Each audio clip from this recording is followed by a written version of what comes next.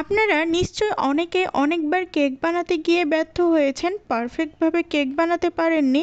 কিন্তু trust me, আমার এই রেসিপি ফলো করে যদি আপনি হুবহুব কেক বানাতে চান তাহলে একদম পারফেক্ট একটা কেকের রেসিপি আপনি পেয়ে যাবেন। আপনারা বেকারিতে যে সফট মজাদার কেকগুলো দেখে থাকেন, ঠিক সেই রকম কেক আপনিও বাসায় বানিয়ে নিতে পারবেন যদি আমার এই রেসিপিটি ফলো করেন। চলেন তাহলে রেসিপিতে যাওয়া যাক। প্রথমে আমি একটা চালনিতে নিয়ে নিলাম হাফ কাপ পরিমাণ ময়দা, তারপরে নিয়ে নিচ্ছি 1 চিমটি লবণ এবং হাফ চা চামচ নিয়ে নিয়েছি এখানে বেকিং পাউডার। তারপরে এটাকে চালনির সাহায্যে ভালো মতোভাবে চেলে নিচ্ছি। চালনির সাহায্যে চালা হয়ে গেলে এখন এক সাইডে প্লেটটা রেখে দিচ্ছি। অন্যদিকে একটা বলে আমি 2টা নর্মাল টেম্পারেচারে রাখা 2টা ডিম নিয়ে নিচ্ছি।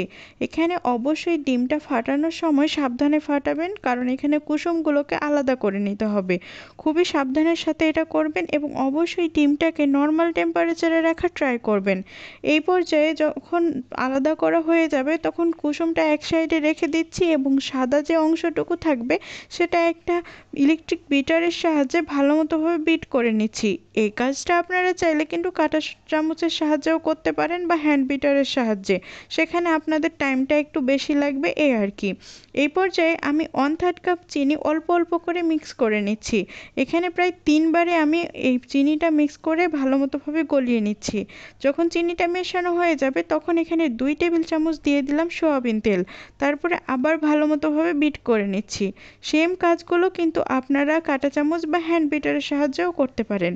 এখন এই পর্যায়ে আমি যে কুসুম দুটো আলাদা করে রেখেছিলাম সেটা একে একে মিশিয়ে নিচ্ছি, তারপর আবার ভালো মতোভাবে বিট করে নিচ্ছি। এই পর্যায়ে দিয়ে দিলাম হাফ চা চামচ লেবুর রস, সাথে এখন আবার ভালো মতোভাবে সবগুলো উপকরণ মিশিয়ে নিতে হবে। তারপরে মেশানো হয়ে গেলে এখন দিয়ে দিলাম হাফ চা চামচ ভ্যানিলা এসেন্স। ভ্যানিলা এসেন্সটা দিলে ডিমের যে গন্ধটা থাকে সেটা আর থাকবে না। আপনারা অবশ্যই চেষ্টা করবেন ভ্যানিলা এসেন্স দিতে, আর ভ্যানিলা এসেন্স যদি না থাকে তাহলে স্কিপ করতে পারেন, যেহেতু এখানে লেবুর রস ইউজ করা হয়েছে। তারপরে যখন সবগুলো উপকরণ ভালো মতোভাবে মেশানো হয়ে যাবে এবং ফোম হয়ে আসবে তখন আমি এখানে একটা স্প্যাচুলার সাহায্যে ভালো মতোভাবে শুকনো উপকরণগুলোকে আলতো আলতো হাতে মিশিয়ে নিচ্ছি। এখানে অবশ্যই চেষ্টা করবেন আলতোভাবে মেশানোর, কারণ যদি এর ফোমি ভাবটা নষ্ট হয়ে যায় তাহলে কিন্তু কেকটা একদম পারফেক্ট হবে না। তাই যতটা পারা যায় এখানে কিন্তু খুন্তিটাকে আঙ্গুলের সাহায্যে নাড়াবেন, হাতটাকে নাড়াবেন না। তাহলে দেখবেন যে একদম পারফেক্টলি এটাকে মিশানো যাচ্ছে। যদি একদম হাতটাকে ভালো মতোভাবে নাড়িয়ে মেশান তাহলে কিন্তু ফোমি ভাবটা নষ্ট হয়ে যেতে পারে এবং কেকটাও পারফেক্ট হবে না। দেখতেই পাচ্ছেন আমি আঙ্গুলের সাহায্যে খুন্তিটাকে ভালো মতোভাবে নাড়িয়ে মিশিয়ে নিলাম শুকনো উপকরণগুলোকে। এই পর্যায়ে আমি এখন একটা বাটি নিয়ে নিচ্ছি, তারপরে বাটিটার উপরে তেল ব্রাশ করে নিচ্ছি। তেল ব্রাশটা যখন করা হয়ে যাবে তখন একটা কাগজ দিয়ে দিলাম। আপনারা যে কোনো ধরনের কাগজ ব্যবহার করতে পারেন, আমি এখানে নর্মাল কাগজই ব্যবহার করেছি। তারপর আবার আরেকটু তেল ব্রাশ করে নিচ্ছি। এখানে অবশ্যই বাটির চারপাশে তেল ব্রাশ করবেন না, শুধু তলাতেই তেল ব্রাশ করবেন। চারপাশে তেল ব্যবহার করলে কিন্তু কেকটা সাইড থেকে ছড়িয়ে চুপসে যেতে পারে, তাই সবসময় তলায় তেলটা ব্যবহার করার চেষ্টা করবেন। এই পর্যায়ে আমি একটা প্যানে আগে প্রিহিট করে নিয়েছিলাম 10 মিনিট, তারপরে সেখানে দিয়ে দিচ্ছি বাটিটা।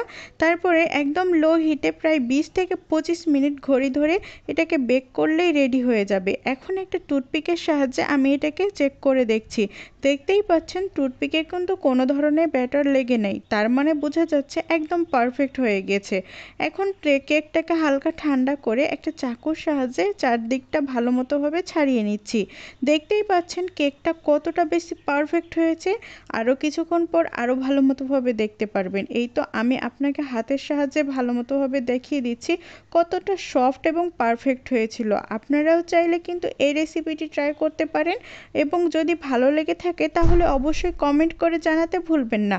আজকের জন্য এই পর্যন্তই। আসসালামু আলাইকুম, ভালো থাকবেন সবাই।